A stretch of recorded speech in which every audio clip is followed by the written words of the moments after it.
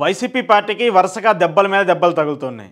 ఇప్పటికే పార్టీకి సంబంధించి రాజ్యసభకు చెందిన ఇద్దరు నేతలు రాజీనామా చేస్తూ వచ్చారు. ఆ తర్వాత ఎమ్మెల్సీ పోతుల సునీత కూడా రాజీనామా చేశారు వైసీపీ పార్టీకి. అయితే నిన్న మరొక ఇద్దరు ఎమ్మెల్సీలు పార్టీకి రాజీనామా చేశారు. పార్టీకి రాజీనామా చేసి టీడీపీలో చేరుతున్నట్టు ప్రకటించారు. అయితే దీనిపైన జగన్మోహన్ రెడ్డి చాలా సీరియస్గా ఉన్నారు.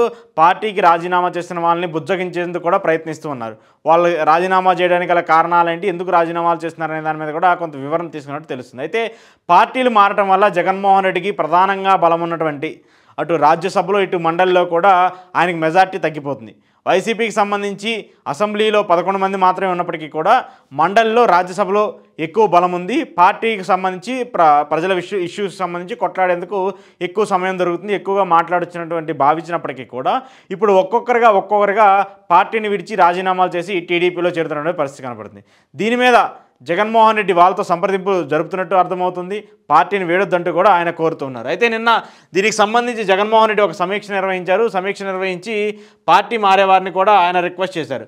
ఎంపీలకు జగన్ వేడికోలు, మీడియా ముందుకు అయోధ్య బోస్, జీవితాంతం జగన్ వెంటే ఉంటామని వెల్లడి. సార్వత్రిక ఎన్నికల్లో ఘోర పరాభవం చవిచూసిన వైసీపీ అధ్యక్షుడు వైఎస్ జగన్మోహన్ రెడ్డి దెబ్బ మీద దెబ్బ తగులుతోంది. రాజ్యసభ ఎంపీలు మోపిదేవి వెంకటరమణ, బేద మస్తానరావు రాజీనామా చేయడాన్ని ఆయన జీర్ణించుకోలేకపోతున్నారు. తనకు సన్నిహితులుగా ఉన్న ఆళ్ల అయోధ్యరామరెడ్డి, పుల్లి సుభాష్ చంద్రబోస్, గొల్ల బాబురావుతో పాటు మేడా రఘునాథరెడ్డి, ఆర్ కృష్ణయ్య కూడా రాజీనామాలు చేయబోతున్నారని భారీ ఎత్తున ప్రచారం సాగుతుండటంతో కలత చెందిన మాజీ సీఎం బుజ్జగింపు ప్రయత్నాలు మొదలుపెట్టారు. పార్టీని తనను వదిలిపెట్టొద్దని అభ్యర్థించారు. రాజ్యసభలో వైసీపీకి ఉన్న బలం వల్లే ఢిల్లీలో తనను గౌరవిస్తున్నారని, మీరు రాజీనామా చేస్తే ఉప ఎన్నికల్లో ఆ పదవులన్నీ టీడీపీకి వెళ్ళిపోతాయని చెప్పారు.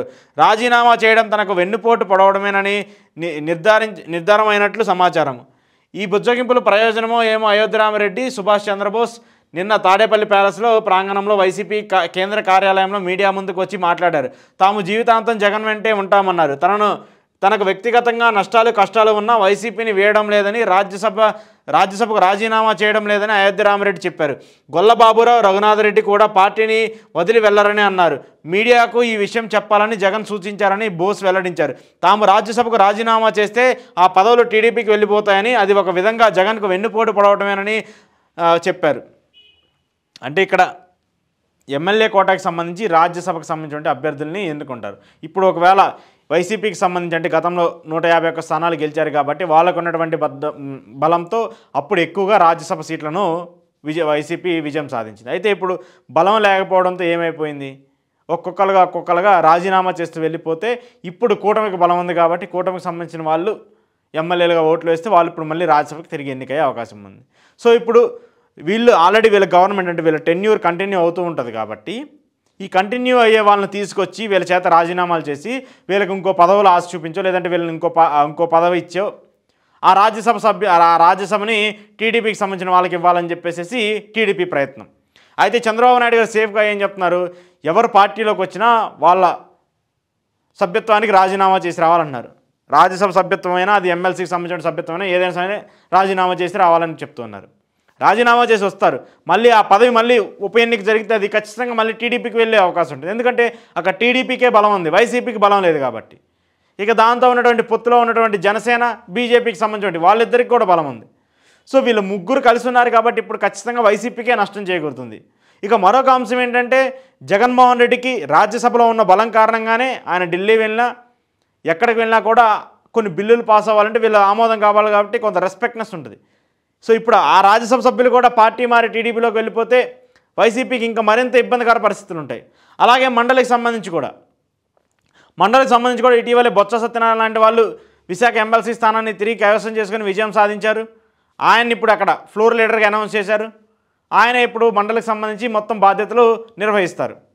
సో ఇప్పుడు మండలికి సంబంధించినటువంటి నేతలు కూడా ఒక్కొక్కరుగా పార్టీకి రాజీనామా చేసి టీడీపీలో చేరేందుకు రెడీ అవుతున్నారు. పోతుల సునీత కానివ్వండి, నిన్న పద్మశ్రీ లాంటి వాళ్ళు కానివ్వండి, మరొకరు ఇట్లా ముగ్గురు ఇప్పటికే రాజీనామా చేశారు. మరొక 5-6 కూడా రాజీనామా చేయడానికి సిద్ధంగా ఉన్నారని చెప్పేసి సమాచారం అంతూ ఉంది. సో ఇలా ఒక్కొక్కరు రాజీనామా చేస్తుంటే పార్టీకి మరింత నష్టం జరుగుతుందని చెప్పేసి జగన్మోహన్ రెడ్డి తీవ్రంగా భావిస్తున్నారు. కొంతమంది అంటే ఇప్పుడు రాజ్యసభ ఇచ్చిన వాళ్ళు అందరూ కూడా జగన్మోహన్ రెడ్డికి చాలా క్లోజ్గా ఉన్న వాళ్ళే. బీద మస్తాన్ లాంటి వారు కానివ్వండి, లేదంటే మోపిదేవి కానివ్వండి, జగన్మోహన్ రెడ్డి సన్నిహితంగా ఉన్నవాళ్ళే. కానీ వీళ్ళిద్దరే ఇప్పుడు పార్టీకి రాజీనామా చేసి వెళ్ళటం ఇంకా మిగతా వాళ్ళు కూడా రాజీనామా చేసి వెళ్తారేమో అనే ఒక ఆందోళన అయితే జగన్మోహన్ రెడ్డి ఉన్నారు. సో వాళ్ళందరినీ బుజ్జగించి కనీసం కొంతకాలం పాటు ఈ రాజకీయాలు నడిపించాలంటే వాళ్ళందరూ పార్టీలో ఉండాలి. వాళ్ళకి సంబంధించిన పదవుల సపోర్ట్తో ఉంటేనే కేంద్రంలో కొంత గట్టిగా నిలబడొచ్చు అనే ప్రయత్నం కూడా వినిపిస్తున్నటువంటి నేపథ్యంలో బుజ్జగించే ప్రయత్నంలో వైసీపీ పార్టీ ఉంది. జగన్మోహన్ రెడ్డి ఉన్నారు. దానికి సంబంధించి ఆయన కూడా కార్యక్రమాలు చేపడుతూ ఉన్నారు. అయితే రేపు వైఎస్ఆర్ వర్ధంతి ఉంది కాబట్టి ఆయన అక్కడికి వెళ్ళి 2వ తారీఖు అక్కడికి వెళ్ళబోతున్నారు. కడపకు వెళ్ళి ఆ నివాళులు అర్పించిన తర్వాత వీటన్నిటి గురించి కూడా కొంత మాట్లాడే పరిస్థితి కూడా ఉంటుందనేది తెలుస్తుంది.